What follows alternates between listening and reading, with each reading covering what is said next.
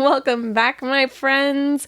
I'm here today with my friend Jesan Sorrells, and he is just so full of great leadership advice and wisdom for us. He's been doing leadership training for 20-something years. He's written books. He's got a podcast. He's going to tell you all about it. But what we're going to cover today are some 4 C's of leadership.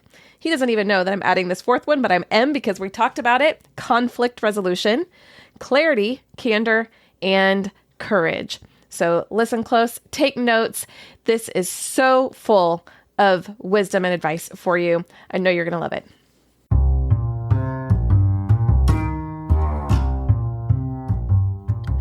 Welcome to the Leadership School podcast. I'm your host, leadership and self-care coach, Kyla Kofer. Here at the Leadership School, you'll hear leaders from around the world sharing their stories and expertise on how to lead with balance and integrity. Our goal? Teach you how to be an extraordinary leader.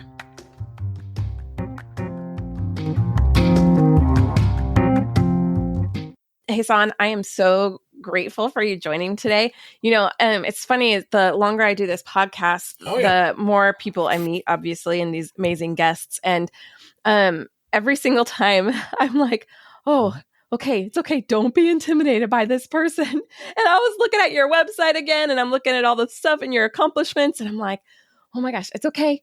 But no need to be intimidated because I'm super impressed with the wealth of knowledge and information you have.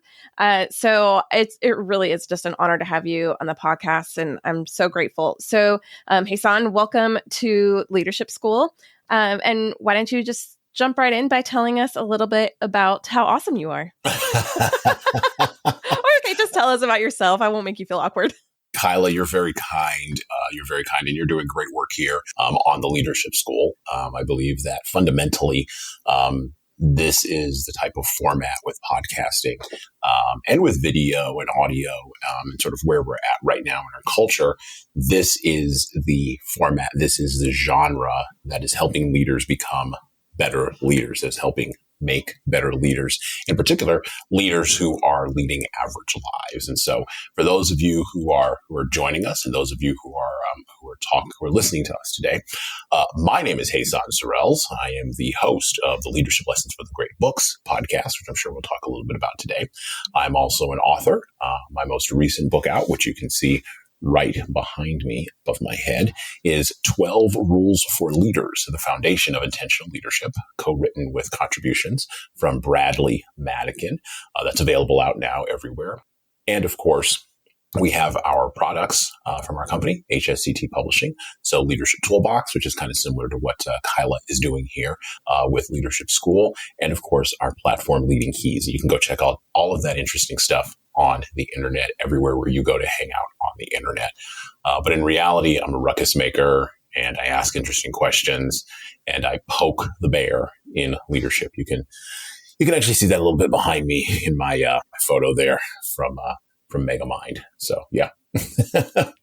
Yeah.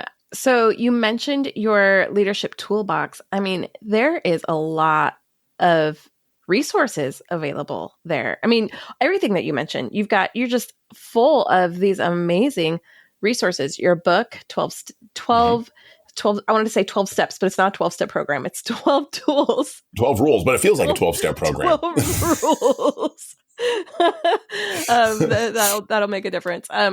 So we've got your books, and it's not the only book that you've written. This is your 3rd book? Yes, that's correct. I have the unenviable, benefit or distinction. I guess that's a term I'll use there. The unenviable distinction of, yes, this being my 3rd book. The first book was Marketing for Peace Builders, How to Market Your Value to a World in Conflict. And then my 2nd book was a little red book, which you can also see above my shoulder there on my shelf. My Boss Doesn't Care, 100 Essays on Disrupting Your Workplace by Disrupting Your Boss. And you can also get those everywhere where you can find them. Wow. Yeah. Well, and I've heard before, that leadership is born from chaos, that when the leader is the person who can come through when things aren't going well or when nothing's happening. And the leader is the one who brings direction to something and takes that chaos and makes something of it.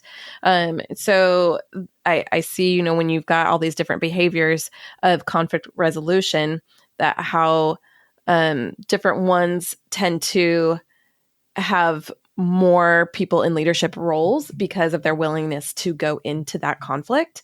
But I appreciate that you said that there was each one of them had like positives and negatives associated with them. So it's really learning about ourselves. It's learning about conflict and how to approach it and what we really want out of it. Like, what do we really want? I mentioned earlier, my husband and I got into a small little conflict. So, but what is my goal? My goal is to continue to get to know him better, to be married forever and ever and ever, That's right. So if I'm having those goals, then the goal is really, I need to figure out a way to resolve this conflict or push through. And, it might be the same one that we have every time. Sometimes you have the same arguments. Right.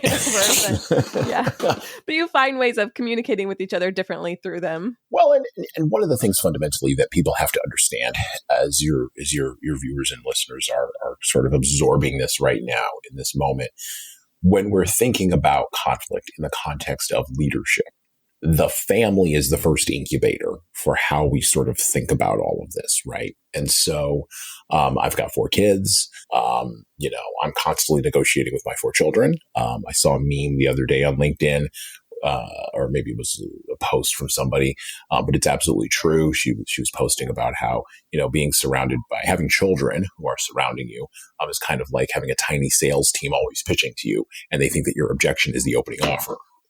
And that's absolutely the truth. Speaking of one of my tiny sales team members right there, that is absolutely the truth right there. And so your objection, your no, is an opening offer, from their perspective. And so we are born negotiators. We are also born persuaders. And this is the other thing. So Robert Cialdini, your listeners and your viewers should go and get this book. Robert Cialdini wrote a great book called Influence, the Psychology of Persuasion, in which he talks about the 7 elements of persuasion. And he talks about persuasion as a process that link together in order to create what he calls a click-whir effect in people's brains so that they do what it is that we want them to do without thinking too hard about this. The thing is, we're trying to do this all the time. And we've been doing this since we came out of the womb. So it's as natural as breathing, right? And the relationships that we build with each other reinforce these elements of persuasion, which then are reinforced by elements of negotiation. And when those things don't work, when you run up against a wall, right? When an immeasurable force runs up against an immovable object, that's when you have conflict. And so, it's incumbent upon leaders to understand that the people that are on their teams are bringing their conflict management styles with them to work. And if you're not curious about what that style is, don't worry, a conflict will show up and then you're going to have to get curious real quick. Yeah, absolutely. As you're talking about influence and persuasion, it's so funny to me how I always have these conversations and they always end up answering questions that I've had for a long time and not realized that I've had or needed to address. So, as much as I create this information for other people, I really learn so much through having all of these conversations. It's so great. But in my mind right now, I'm thinking, what is the difference between resolving a conflict, persuasion, and manipulation? Ooh. Because I have personally thought about that a lot. There have been times in my life where it's pretty easy for me to persuade somebody into something. And I have a lot of manipulative people in my background, in my history and relationships. And so I have always been more cautious because I don't want to manipulate while I persuade. But sometimes you need to persuade people. But how do you make sure you're doing that ethically and morally without, I just have all these different little pieces. I'm moving my hands around a lot because I'm thinking about all these different little pieces of it. And it's important to me to not be seen as and not be someone who is manipulative. But there is a level sometimes if you're reading a book on how to influence and persuade people, there is kind of a little bit of manipulation in there if people don't realize that you're using these tricks and tools to get them to do what you want. So I would just love to hear kind of your thoughts and reflections about like, what does that mean to you? How do you distinguish between them? So how do we distinguish between manipulation and persuasion, right? How do we navigate those waters, right? There's a very simple definition for manipulation. And actually, I take this definition from the marketer Seth Godin, right? Because all of marketing, people think one of two things about marketing. Number one, marketers ruin everything. and they're correct. Marketers do. But also number two, that marketers are always seeking to manipulate people into doing something that they don't want to do. And occasionally marketers are doing that. Don't get me wrong. However, the vast majority of marketing is really about pure persuasion. And it's really about the motives of the person doing the persuading. So if I'm trying to get you to do something that is against your best interest, and I know it's against your best interest, that's manipulation. Very simple definition. No more complicated than that. It's about my motives. It's not about how you're perceiving it. It's not even about how you're taking it or how you're responding or reacting to it. My motives become primary there if manipulation is what's on the table. If mere persuasion is on the table, okay, then what I'm seeking to do is to do something that I think, and I'm engaging in psychological acts that I believe are in your best interest, and that I believe are also, and this is where the relationship part comes in because we can't take this out, and I believe that they are in my best interest. Now, the trouble with manipulation and the trouble with persuasion is when you go to scale on it, then it gets cloudy. Because the more people you add in, the different psychologies you're dealing with, the more conflicts you're seeking to navigate, the more negotiations you actually have to have.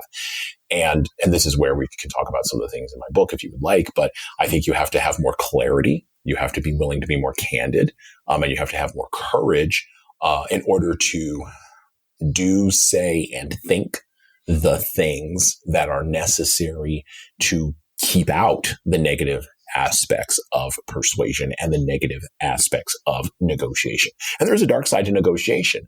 I mean, look, if I am seeking to get you into a negotiated position, right, so that I can get something that works for me, there's no difference there between negotiation and manipulation.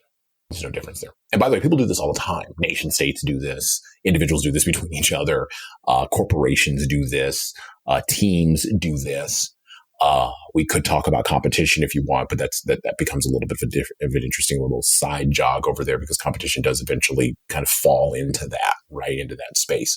But fundamentally, then negotiation doesn't become any different than manipulation either, right? I'm just doing it with fancy words, right? And so we've got to get real as leaders about our clarity, about our level of candor, and about our courage in doing and in behaving in ways that are not manipulative. Yeah, I think that I'm really like how you distinguished that and being able to say it's really about who you are and your own integrity as a person and your intentions behind that. Because look, when you mentioned marketing, I'm thinking, marketers have an important job because without marketers, I wouldn't know that I could have the resources and the things that I do need in my life or even want in my life. And I'm grateful for those. Like, we don't know about stuff if someone doesn't tell us. That's right. And so there is that level of there's a service or a product that I have that could really change your life or be beneficial to you. And I'm going to tell you about it so that you know. But then there's also this level of, well, if you don't buy this, you're not a good person. Or if you don't get this, you're going to fail. There is some other level of that manipulation in there. And so I think you're right that it is important as leaders that we distinguish, okay, who are we? What are we bringing to this table? And what's our goal and purpose behind this information that we're providing or this that we're sending out there or what we're trying to bring in. And that's where clarity comes in. So I don't know if that's where you're going next. Yeah, it is where I was going because you mentioned these 3 C's of leadership that you and I have talked about before this conversation, but let's go ahead and mention them again. And then let's talk about them in a little bit more detail and why they matter. So you've got the 3, you said clarity, candor, and courage. So yeah, the 3 C's. And we talk about this we've talked about this in trainings for years and years and years. And by the way, this is the second pitch for the book in the second segment. So pitch your book because we need to read it. It's so valuable. It is. So in 12 Rules for Leaders, we talk about the 3 C's methodology. And this is something that we tested working with over 15,000 managers and supervisors over the course of the last 10 years. This is not a fly-by-night book. We've actually worked with real teams, real managers, real supervisors, real executives, real frontline folks, real leaders in real organizations with real cultures over the course of time. We've answered questions that are challenging and that are dangerous. We've also answered questions that would seem to be fairly obvious, but aren't. And we aggregated all of this information along with content from and insights from established leadership thought leaders, right? In the thought leaders in this space. And we've put everything together and we've said, these are the things that you can take from this and apply to your real life. It is in essence a doctrinal / strategic book for leaders with a good chunk of tactics thrown in, because everybody wants the, I got to pull this lever here, or I got to push this button there, and then all of a sudden these things will happen. And leadership isn't like that, and people aren't like that, right? But many people want that, right? We kind of want to live in this vacuum where we can like control every situation, or like a black hole. You know, we know exactly everything that's there, and we only bring in what we want to bring in and let things out when we're ready to let things out. But life doesn't work like that. It's just like this more of a ocean where there's ebb and flow of things and waves that come and go and tides that rise and lower and fish and, life is a messy social negotiation. Right. And debris, all of these things. So we have to learn to more live in that ocean and not in that black, empty space. And so that's, we have all these tools, and that's where your 3 C's come in. And but then it's learning to practice those and actually finding ways to apply those, which is, I guess, what we're doing here at Leadership School, is just really giving these like practical ideas and lessons to, hey, like maybe by just having a little bit more information, a little bit more story, I can show up tomorrow and with a little more firm foundation of what I'm walking into. So hey, one of my goals here at the Leadership School podcast is really to provide you with a lot of resources that can really enhance your leadership. And one resource that I found recently is the Humanitarian Entrepreneur podcast. So I wanted to refer you to go check them out. What the Humanitarian Entrepreneur is doing is they're talking about what does it look like to do good in the world, but not exhaust yourself and burn yourself out and not be completely broke. Can you invest in yourself? Can you be an entrepreneur, but also change the world? And how do you do that well? So go check it out. Let us know what you think. I think it's a really great resource and really believe that you're going to benefit from it. What does it mean to lead with clarity, candor, and courage? You've mentioned it a little bit, but let's talk about it. Let's get into it. So I'm going to sort of huddle down a little bit here because we're going to get intimate a little bit here with clarity, candor, and courage. So the fact of leadership is this. If leaders are not thinking clearly, then they cannot speak clearly. If leaders cannot speak clearly, they cannot set a vision for themselves, much less a vision for the team, much less a vision for the organization or the culture or anything else. Okay. Clarity is the first C.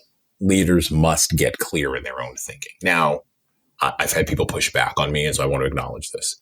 If you have a mental health issue, if you have a psychological issue, if you have a diagnosed mental or emotional condition that is blocking you from thinking clearly, if you are medicated for such a condition, or if you are going through therapy, those are all of the caveats to this, right?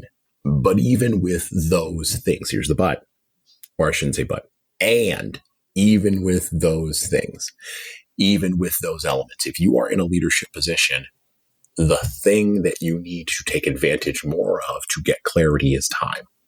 It's just going to take you longer, but it's a worthwhile journey. Think clearly, then you can write clearly. Once you can write clearly, then you can articulate clearly. You can speak clearly. Without clarity, then you cannot be candid. And that's our second C. Go ahead. I see you have a thought. With your clarity, are you thinking more like I'm being clear about my mission, my goals, my vision, my values, what I want, who I am, all of those things? Yes. Or am I missing anything? Yes.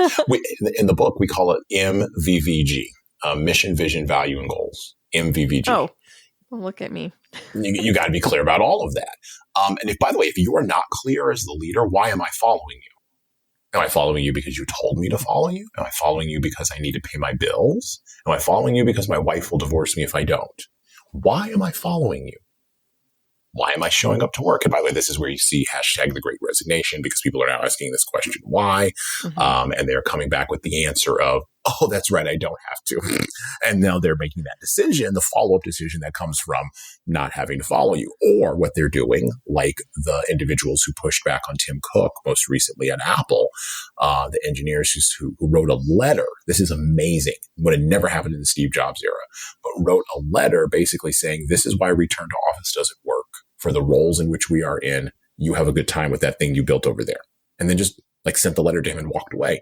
That's an example of clarity. But among followers, when there is obfuscation and cloudiness in thinking in leadership. Interesting. Clarity. So when we're noticing that we are not being really clear about those things, I mean, what's that first step that you need to take? I mean, it can feel overwhelming, because if you feel like, but I think I am being clear, and someone goes, yeah, but I'm still here clueless, right, or I still don't understand. What is that journey that you go on to go, okay, I don't know how to be more clear I know that's a lot of communication, a lot of, putting people in the right places. When you're coaching your clients, where do you start with that? We start with stopping. So stop reacting. Stop being in a reactive conversation. So if I'm in a conversation with Kyla, if I'm seeking to lead Kyla, and Kyla does not understand what I am saying, that's not Kyla's problem. That's mine. 100% of that communication problem. That's really taking ownership and responsibility of that. 100% of that communication problem is mine. It's not Kyla's. It's not Kyla's fault, because who hired Kyla? I did. Who's giving Kyla the direction? I am. Who is going to take responsibility if Kyla fails? The answer is not Kyla. The answer is I will. Because if I'm genuinely taking ownership of, and I love how you use that word, if I'm genuinely taking ownership of all of the territory that is in my sphere of influence, and if my doctrinal belief, this is where we get to doctrine, if my doctrinal belief is that I'm actually a leader, regardless of my title or status or position, I'm taking responsibility for communicating to Kyla, which means I have to stop and think. Yes. Well, I actually had this happen to me recently. One of the people who works for me, we were having a lot of errors and complications. And so I kept thinking, I'm frustrated with this other person, but at the same time, this other person's doing exactly what I told them to do. So I have to let that frustration with them go. We get on a call and I go, okay, I see here clearly the problem is with me. What do I need to do differently to make this better for you? And like, we kind of worked out a little bit of a system. We're still trying to flush it out and work it out. Mm-hmm. But ultimately I realized, if I'm the one giving you instructions and they're not going well, then I'm the one who made the mistake because you were doing what I told you to do. And, and as the leader of in that relationship, it's definitely on me to find a way to be more clear and to solve the problem. And so we've done that. We're working towards that. Right. And it's a lot of fun. And when you can, at first it was a little frustrating because I felt like, well, what did I do wrong? Or this isn't my fault. I didn't want to take that responsibility, but as soon as I did, it was actually more fun. It made me take more pride in the work and in the end goal too. Exactly. And it also does something that, and you didn't mention this, but we should, and we'll probably mention in our last question here towards the end of the podcast, the ones you classically answer or ask, and then I answer. But it's ego, right? And so no one wants to talk about ego. But the fact of the matter is every single one of the people listening to you has an ego. I have an ego. You have an ego. And ego gets in the way of clarity, because what ego, and you use the term pride, I'll use the term willful blindness and arrogance. I'll use those terms because I go for stronger terms because I'm a meat, not milk guy. So just a warning. If you read the book, it's a lot of meat in the book. Like I'm not, this is a book of meat. It's going to take you a little while to get through it. But if you want to actually get to the core of clarity, you have to abandon ego. Now that's really troublesome for many people. And what's weird is, or what's interesting is, we have run across in those 15,000 managers and supervisors over the course of time, we've run across many well-meaning, great people who are stymied by their own egos and they don't see it. And thus they cannot get to clarity. And then of course, if you can't get to clarity, Then, as in the example you were talking about with your employee, with the person who's working with you on your team, then you can't get to candor. You can't actually be truthful about what's actually going on in the situation. As a matter of fact, you will either wind up in one of two areas. You will try to tell the person the brutal, quote unquote, truth, which is you suck and you should fix this. That's the brutal truth. Okay. Or what you will do is you will default to eating your feelings and taking it all on yourself and yanking it back from that other person, thus setting up a future domino which will fall as surely as you are born, it will fall. And that future domino is a domino of a lack of accountability, an absence of trust, which Pascal Lencioni talks about in his great book, The 5 Dysfunctions of a Team. So you'll have an absence of trust, which will lead to a lack of accountability, which will lead to goals not being accomplished. This is deadly. It is poison. If you do not have clarity, you cannot have candor. And the third C there, which links clarity and candor together, is courage. Look, in the example that you were talking about, this is great. You actually took time to have the courage, and you probably screwed your courage to the fence post and went and ate your ego and just sucked it up and said, I was terrible. I'm sorry. And that's the internal conflict, that internal interpersonal conflict that we all have to struggle with and we all strive against. And the reality is, if we don't strive against it, then we will continue to have the same sort of dysfunctional cultures and dysfunctional leadership in our organizations, in our teams, in our cultures, and in larger concentric circles in our country, because I do think about this in terms of our country. We will continue to have that, and we'll have nobody to blame but ourselves. And so I fundamentally believe that leadership begins at home, but I also fundamentally believe that it moves in concentric circles out to all the other people that we touch. Many people, I'll leave you with this last cut phraseology. People don't care about Joe Biden. People care about the mayor of their town. And people don't care about the mayor of their town. They care about their boss. That's who they care about. That's whose decisions matter. And fundamentally in the world today, those are the decisions that are driving the changes that we need to have happen. It really is like you drop the stone in the pond and you have all these ripples, and that really does happen. But I appreciate how candor and courage go together, because with just courage and clarity or taking on that ownership, it's really easy, especially for me, who is a natural born people pleaser, to be willing to take on all the responsibility and go, oh, well, that it's that first level of conflict that you had mentioned earlier of taking on all of that and saying, well, I'll do it all. It's all my fault. I'll make you feel better and happy and whatever you need, I'm going to put this for you. And that's really not leadership, because a leader can take that responsibility, but also can own what actually is my responsibility and what actually is not. Because, and do this with compassion too. I've talked about this in many episodes of this podcast. Amy Lafko first brought up compassionate candor, and being able to be direct and say, okay, yes, I will own that I messed this up, but also I really need you to pay attention because this matters. And if you're not going to continue to pay attention, we're going to have a problem. So to be able to directly say that is really hard for me personally, because I don't want to hurt people's feelings. I don't want someone mad at me. I want people to love me. And so to really, like, my husband would disagree and some friends would disagree, because I've also have been told I'm very direct, but I'm direct in different areas. It just really depends on that situation. So this is something that I'm working towards. And I think is really, really valuable to be able to say, okay, well, this is still a problem. And I appreciate that you're making an effort here, but I really need you to buckle down and work on this, so that we can continue to work together and to find ways to do that. So I guess I would love to hear you talk a little bit more about that candor. We've talked really about the courage and the clarity piece.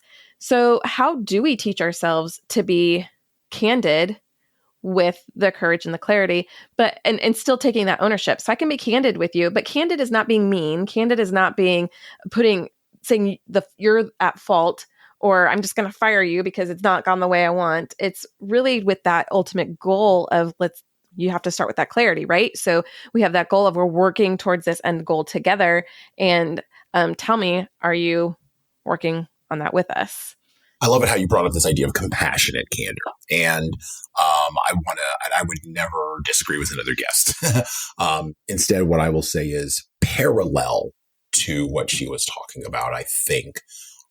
There have to be modes of communication with compassion that work for different modes and different types of communicators. Okay. By the way, I'm a big fan of the book Quiet by Susan Cain. I do think that introverts have something to teach the world. I do believe that indirect communicators have something to teach the world. And at the end of the day, until that Elon Musk neural link really ramps up, I'm not going to know what's in your head. So you have to use words. You're going to have to tell me. Now, don't worry. I know that 90 some odd percent of communication is nonverbal, and we are social animals, and we are really hyper sophisticated at interpreting social signals. We are extremely hyper sophisticated at interpreting social signals. So I go back to that example of your husband, right? Your husband is really good at interpreting your social signals. He may not tell you that all the time, but he's good at interpreting them, just like you're good at interpreting his. And of course, from anthropology, we get this idea of first level, second level, and third level relationships. In first level relationships, those are family and friends.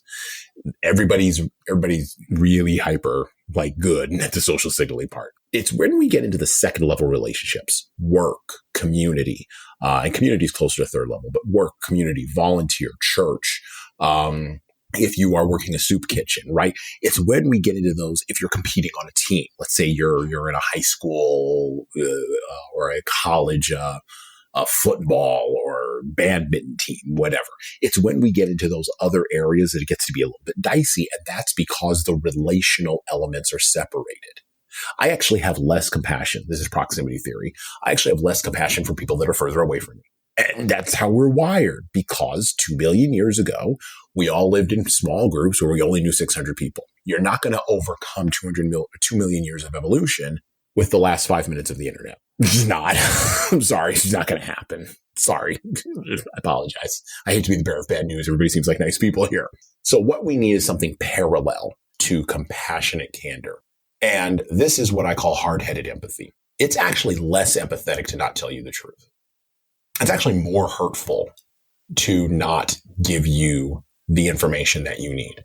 Because what I am doing, now we're going back to manipulation and deception, is I'm engaging in a really awesome, fuzzy feeling form of deception, where I feel good because I think I made you feel good, but the reality is nothing changed in the situation. I think that because of the nature of how social media has warped our perception of the depth of our relationships, I think we are all very comfortable with that soft, fuzzy sort of compassion. And I'm not saying that this is what your guest was talking about. I don't believe that at all, not for a minute. But I do believe, I do believe that we are in a space right now where we are trying to re-socially negotiate what directness looks like. And we are trying to counterbalance that with what the emotional content is in our social media profiles and on our mobile phones that is having direct impact on our behavior. This is part of the disruption of the internet. I don't want to go too far about this, but it does disrupt everything. And leadership is one of those things that it's disrupting because it resettles and it renegotiates social norms. And so we're seeing this right now in all sorts of social conflicts. I'm not going to, because it's not a political podcast, so I'm not going to mention all the social and political ones, but you all can think of the ones that I'm talking about. And what is happening is because of the speed of a tweet, we're all in this instant gratification mode. And what feels better than me feeling fuzzy because you made me feel good? And so we have all these competing desires, right? For leaders, if you are listening, those dynamics are lurking underneath all of the relationships, whether it's in your family, with your friends, at work. And the fact of the matter is you need hard-headed empathy. Now, at a tactical level, what this means, because I know you're all listening for tactics, like, okay, Jesan, got it. Hard-headed empathy. What's the tactic here? Here's the tactic. Sit down. Let's use Zoom since many of us are working remotely. Have a Zoom meeting. Talk with somebody about their life.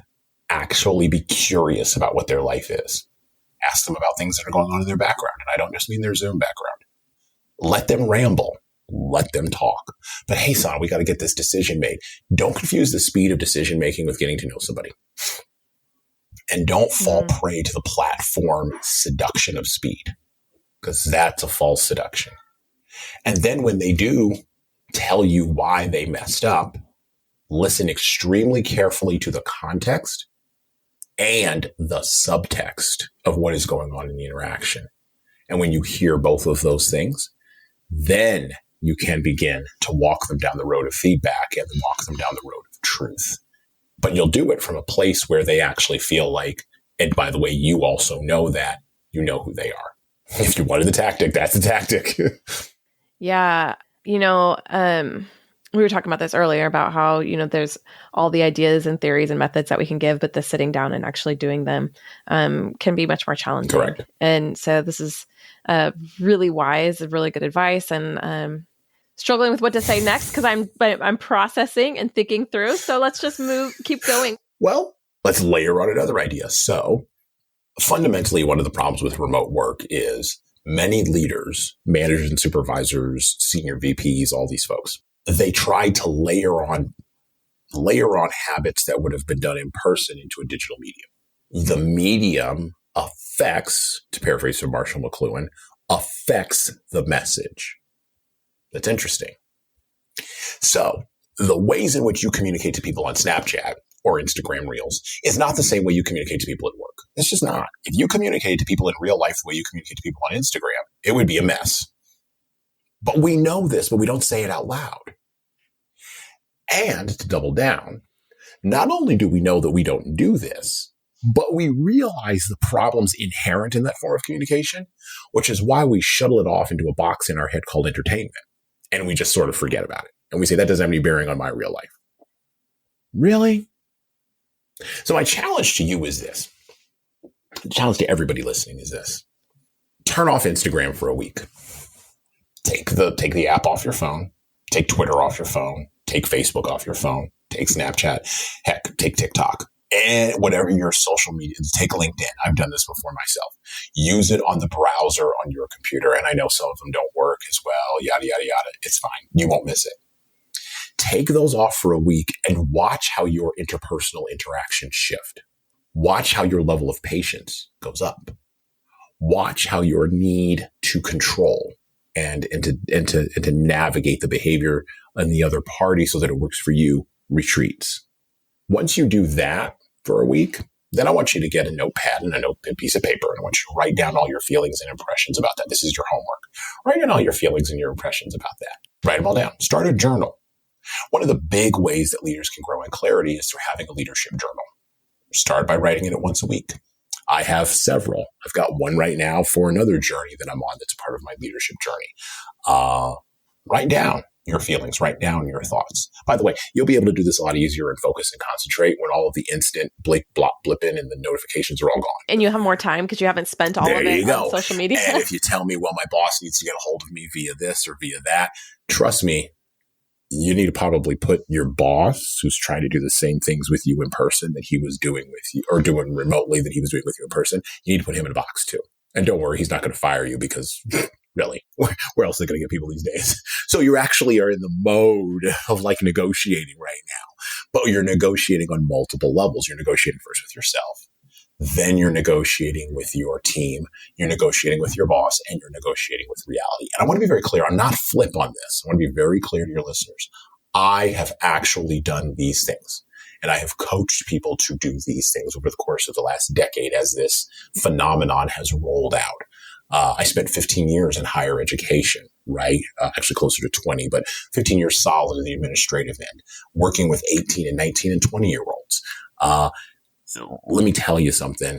These things work if you do them, if you commit. And I'm very serious. I'm not flip. I think we need to move past making leadership decisions at the speed of a tweet. And we need to move past and we need to push back against the pressure that we are all experiencing right now from people who believe they have authority because their status puts them in a particular hierarchy, but they really don't. And we need to be checking that in winsome and compassionate and hard-headed ways.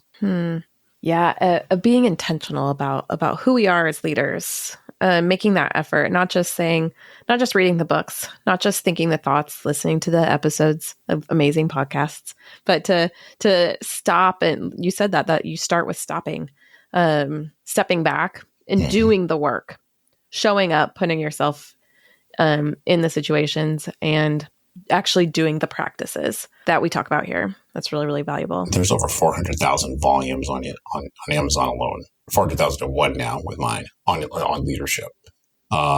There's great podcasts. Kyla's podcast is great. My podcast is great. There's a bunch of other great podcasts. There's great trainings and seminars. The resources are out there. And yet, and this was one of the reasons why we wrote the book, and yet people still complain about dysfunctional leadership. Something's missing. There's a gap somewhere in the communication. Someone is not taking ownership. And if it's the people with the titles and the seniority that aren't taking the ownership, then we without the titles and without the seniority, we the hobbits, to paraphrase from J.R.R. Tolkien and Lord of the Rings, we the hobbits are the ones that are going to have to pick up the ring and take it up Mountain Dew. We're going to have to fix the problem. And I believe that we can. Well, that's how a lot of leaders are made, is seeing, and I my best examples have been from poor leaders. I want to do different. I want to step in. I can do that. I can show up. And that's how leaders are born too. Like they're born out of the chaos. When we see, I am not okay with the way things are going, I'm going to step up and do the work. And so I really believe that our listeners can do that, are doing that you and I are doing that we're showing up and we're really making that effort. And I believe that that's a lot of what integrity is about being the one to not just think about it and say that other people should be doing it better, but to say, well, if you really believe that, then be the one to do it better. Hey, thanks so much for listening. Since you've listened this far, it tells me you're really enjoying the content. And I'm so, so grateful. I work really hard to bring you some awesome resources to help really enhance your leadership game. If you're liking this, can you pause really quickly? Make sure you're subscribed, but then also share with one person or more people who you think could really benefit from the content. My goal is to really bring this into some of the top podcasts on leadership in the world, and you can help get there and help us grow by sharing this with everyone you know. Thank you so much. I'm glad you're enjoying the episode. What about you? What does integrity mean to you? Well, first off, Kyla, thank you for giving me the platform and the opportunity to talk with your listeners here at Leadership School. I appreciate any opportunity that I get to talk with folks about these areas. This was a great conversation, and I would love to come back and join you again and bring more ideas to your listeners. Well, you're coming back. Well, thank you. And we should do an exchange. You should come on my podcast. We should do a straight interview. I do a few of those ever so often to kind of drop them in like little breadcrumbs, talking about leadership lessons from great books, but also just from regular people who are in the world doing this work. In answer to your question, what does integrity mean for me? Integrity means closing the gap between what people see here online and what I actually am in real life. But it's also about closing the gaps between who I am in real life and who I am internally. Closing gaps. Many years ago, I realized, and this was probably about 15 years ago, 12 to 15 years ago, I realized that there were massive gaps in what I was putting out in the world and who I actually was internally. And that comes down to what kind of game are we playing, right? There's a lot of talk in leadership development about authenticity and transparency, and I think those two words are way overused. Integrity is not authenticity, and integrity is not transparency. Integrity is when there is no gap between who you are on the outside and who you are on the inside. I'm going to use an example here of this. After listening to me on this podcast, if you go to my personal Twitter feed, and there will be links below the doodly-doo player and whatever, you'll be able to find me. Kyla's going to make sure you're able to find me. If you go to my Twitter feed, you are going to see direct communication that reflects who I am. And if that's not something that sits well with you, then I'm not for you, and that's okay. That's integrity. I'm not going to market myself because I need to desperately have a follower. I'm not going to change my tweets because I desperately need to be involved on the right side of whatever may be going on. I'm not going to do that. Instead, what I'm going to do is I'm going to make sure that when you listen to me on a podcast and when you show up to a training in person, when you read my book, when you read my blog, when you listen to my podcast, when you read my tweets, when you go on Facebook and you follow me, when you go on LinkedIn and you see my posts, you hear my voice in your head. That's integrity. And that the voice you hear in my head is the same voice showing up in real life. And by the way, real life means real life. So I am always talking to my children, sometimes in very high tones, about being better leaders, for sure. So if you run across me in like the grocery store, yeah, I'm going to be yelling at my kid for sure about something. That's when you always show up. But guess what? I will be saying the exact same things that I would say to a manager or a supervisor. And by the way, usually the exact same tone of voice, say to a manager or supervisor when I'm coaching them. That's integrity. And if that doesn't work for you, I want to be very clear. If it doesn't work for you, that's okay. There's plenty. Kyla has a great podcast here. There's plenty of other leaders on this podcast that you can go be okay with. There's plenty of other books out there. There's plenty of other places to go and resources to take advantage of. Integrity is there's no gaps. That's what people want today. And that's what integrity is. Yes.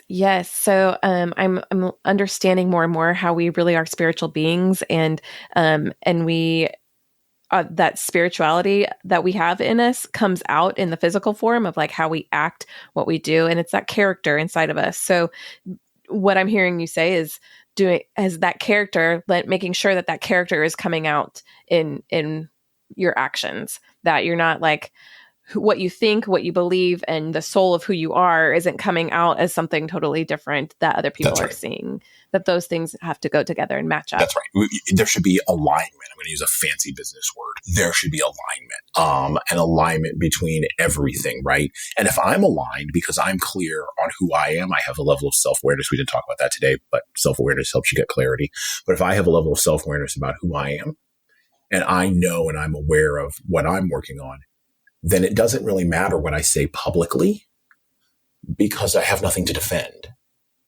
And where people get in trouble is when they are putting on a show in person, but they're doing a different thing online. Or obversely or conversely, depending upon your perspective, they are putting on a show online, but how they are showing up in person is not the same way. Or how you show up in your house versus how you show up at the grocery store, or how you show up in your trainings versus how you show up inside. That's right. It's like that classic, which we've all done, I have done, where like you're getting all angry at the people in the car with you, and then you open the doors and you're like, hi, hello, how is that? Exactly. Instead of like, and your kids are going, what? You were just yelling at me 10 minutes ago. There's all this bifurcation. And the problem is with the explosion of the internet, not necessarily social media, but just the explosion of the internet, there's more opportunities for our identities to be bifurcated. And leaders don't have a privilege of having a bifurcated identity. You want to talk about privilege? That's a privilege. It's a privilege to have a bifurcated identity. You don't have that privilege if your title is leader. Well, my last question for you, Jesan, is balance. So, and we've kind of just mentioned it a little bit, but when it's really important to me to talk about, especially in leadership positions, how we do these things, how we find our clarity, how we be candid, how we be courageous without exhausting ourselves, without our own detriment. I can't get the phrase out right now, but against our own well-being. We want to make sure that we are well balanced. What does that mean to you? What does that look like for you? Especially with someone who has done all of this leadership research, but I would love to hear, yes, the people that you've trained and taught and coached and researched, but really just you personally. How do you do that? How do you run a business, be a dad, write books, do podcasts? How do you balance it all? I have a ruthless approach to my schedule. It's not sexy and it's not cool.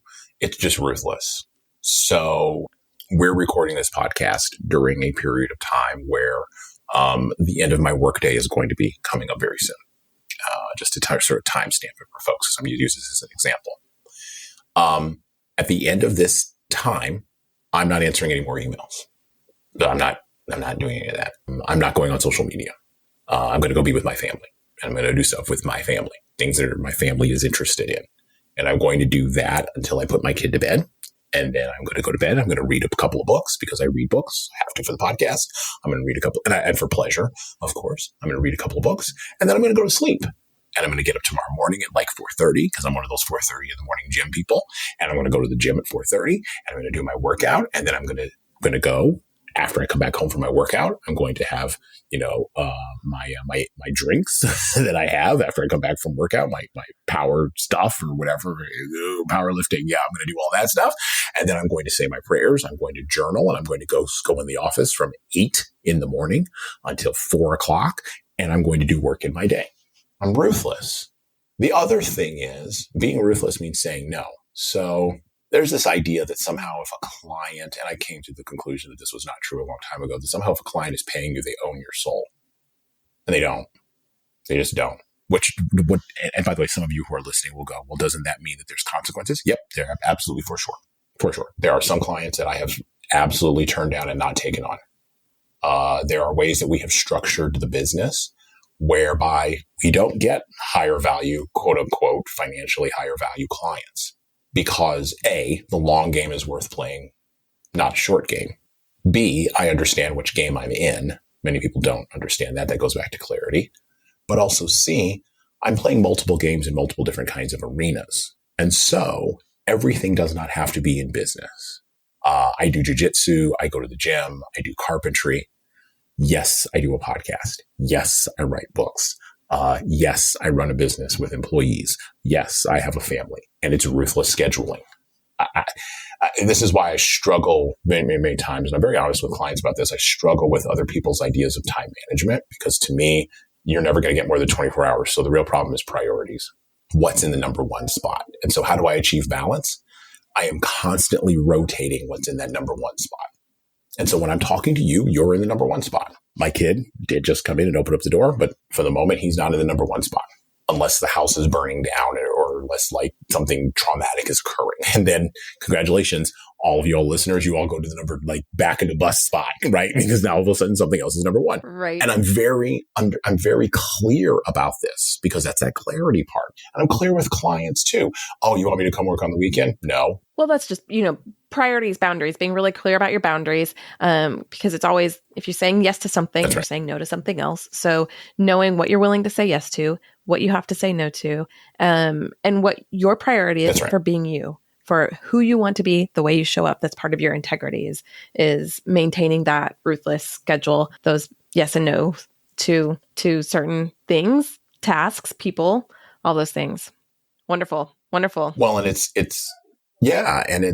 something that I did not come to. And I want to be very clear for your listeners. I did not come to this yesterday, right? It accreted and it built up over the course of time through many disappointments, through me disappointing many people that I cared about, through me saying yes when I should have said no, and saying no when I should have said yes, and being confused and having to figure it out, and da-da-da. And 10 years later, I'm at this spot where I'm ruthless with my schedule. But will that last 10 years from now? I don't know. No one does, right? I'd be foolish if I said, yes, I'm going to show up every day, take one step at a time, and move forward. And balance is very, very important to a lot of people. And if you want to win a particular leadership game, or you want to win a particular economic game, or you want to win a particular family game, you're going to have to make decisions about priorities and balance. And you better be clear on what those decisions are. And then here's the other part that I would also add in here, just as a closing note. You also need to be clear with your spouse or your loved ones or your family about what those decisions are and make sure they're on board with you. Because if they're not, well, then it doesn't really matter if you win one game in one area. You will lose all games in areas that really matter. Excellent and wonderful advice from Jesan Sorrells. Thank you so much for showing up today and for this conversation, for all of these years of expertise that you're bringing. I am just really grateful. We are definitely going to continue this conversation in a future episode because I have about 100 more questions for you. As I think I always do. I just really love my guests. I love doing this show. I think it's really valuable. I've learned a lot and I'm really grateful for it. So anyways, Jesan, thank you again for being here, for sharing your expertise. And I look forward to talking to you again soon. Thank you, Kyla, for having me on Leadership School. I appreciate it. Thank you for joining me on this journey to grow in our leadership. If you enjoyed this episode, you've got to check out the leadership and self-care coaching programs on my website at kylakofer.com. Let's change the world together.